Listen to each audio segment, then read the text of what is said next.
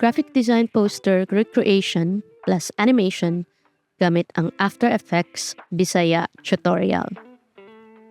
Una na kay nag-browse ako sa pinterest.com.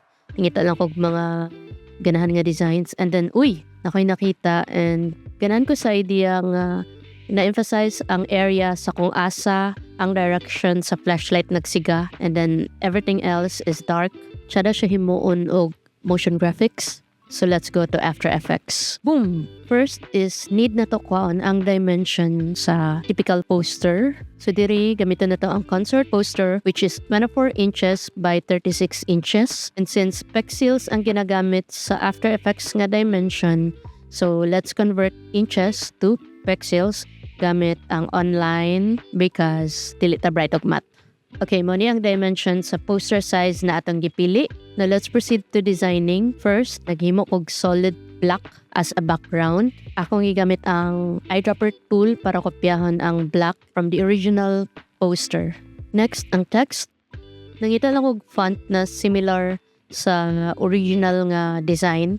And gamit again ang eyedrop tool, akong kopya ang color put from the original poster. Same with the layout sa text. But then I decided sa word nga naka-rotate nga the kay gusto na ko lahi ang font style.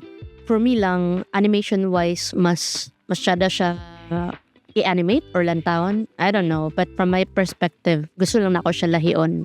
Hala, Bible verse, madinig siya. Karon pa ko ka-nose. Okay, so manatag layout sa text. Now, mangita na punta og asset nga gamiton as flashlight. Sa original nga poster, medyo murag may pagka metallic siya na so kana i-try na to metal na flashlight. And here na ko'y nakita nga medyo hawig siya sa original nga poster. Not exactly the same but I kinda like the way it looks. So kini atong gamiton. Makita nato sa original poster na ang flashlight is manipulated into a cartoon-ish kind of look. Muna ang atong sulayan og awat. To achieve this look, pwede na to gamiton ang cartoon na effects. Libre na siya sa After Effects nga tool or plugin. Diri gimano-mano na ko og adjust ang iyang settings until makuha na ko ang look na at least duol sa original. As you can see sa original poster, ang flashlight na itulo ka colors, purple, pink, and black. So manatong i-try achieve sa atong flashlight na image. O gamit ta og tint as initial base. Map black to black and then map white to pink. Gi-adjust na ko ang amount to tint into 44%. Sa flashlight niya, na-notice na ko na siya murag glowing edge sa kilid. So i-try na to na siya experiment with layer styles. Right-click the flashlight layer, go to layer styles, and inside layer styles, choose inner glow. Ki-change na ko ang color sa purple para siya mo-blend ra within the color range. And gi-change na ko yung choke. Given akong 100%. And then next is ang size atong i-change. For this one, nagsettle ko into 21%. Akong gigamyan utro ang choke. And then ako pong gi-adjust gamay ang range para ang ihang glow mo bleed siya sa image. So, okay na ko ana for now. Next na to button is ang light, which is the yellow one. But I noticed na siya texture gamay, no? So, butangan na to siya og animated texture. Let's overlay it.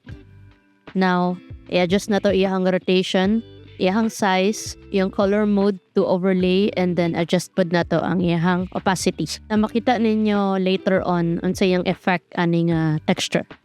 Sa original nga photo, makita nato na ang text nga maigo sa suga sa flashlight kay mahimo siyang red and then ang iyang background mahimong yellow instead of black. So, unsa na to na siya pag-achieve? Atong button is atong i-duplicate tanan text na layers. So, let's copy all the text, highlight, and then Control C and Control V for paste. And then atong i-pre-comp ang duplicated nga layer. So let's pre-comp it and i-change na to iyang name into red text. Gamitin na to siya og fill and then batangan na to red na color. Kopyahon na to ang red sa original nga poster gamit ang eyedropper tool. Nadiri ni ang magic nga part at isang i-hide ang red text kay maghimo na ta sa ato ang light. Pen tool atong gamiton para mag-trace or maghimo sa light na ako lang ni siyang i-timelapse para dili boring tan-awon.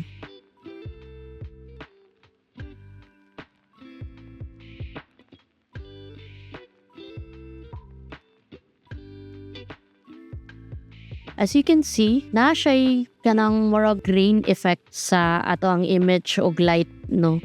So, muna siya ang effect sa katong texture na atong gigamit earlier. So, giputang na to siya on top of everything sa ato ang shapes, layers, and text. And then, ato siyang gi-change ang ihang mode into overlay. Now, ideally, iniglihok sa flashlight, ang iharang maigo nga text dapat mora to ang pula. So, ma-achieve na to na siya through masking. So, i-mask na to tong atong gi-trace nga shape.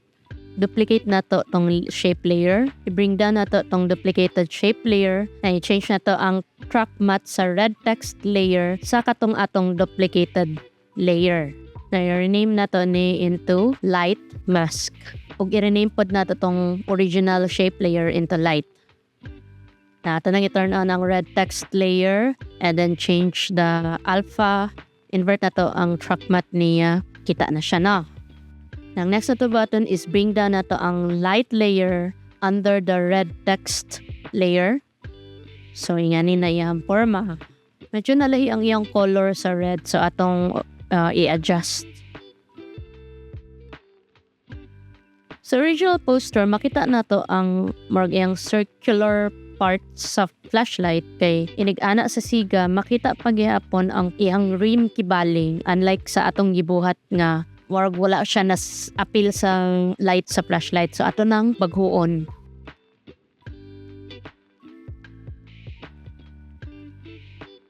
So okay na siya.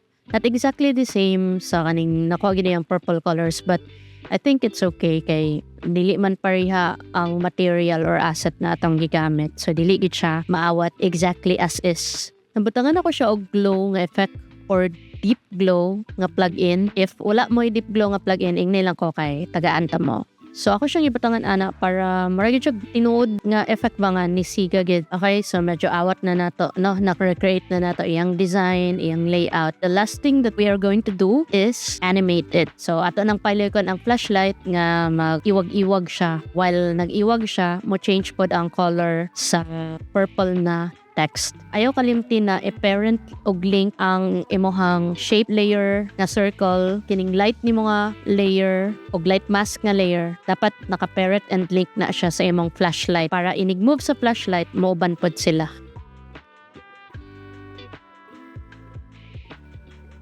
Okay, next na pod nato na i-animate kay ang intro sa text. One by one sila mo to nga every phrase and then ang cursive nga to murag pinasulat na animation. Gamit na og stroke na effect and i-trace na to ang text gamit ang pen tool.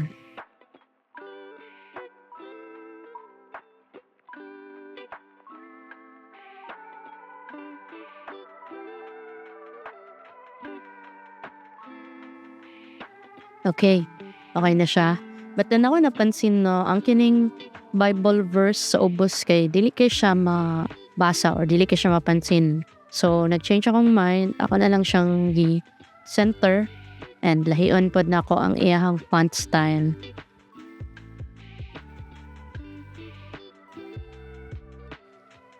So okay na taana. Ang pinaka last na lang gyud na tong buhaton is tweak na to gamay ang animation sa light niya and ang movement sa flashlight.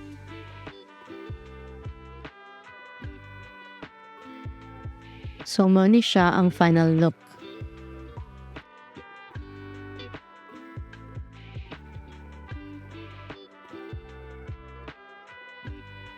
I hope na ramay natun-an.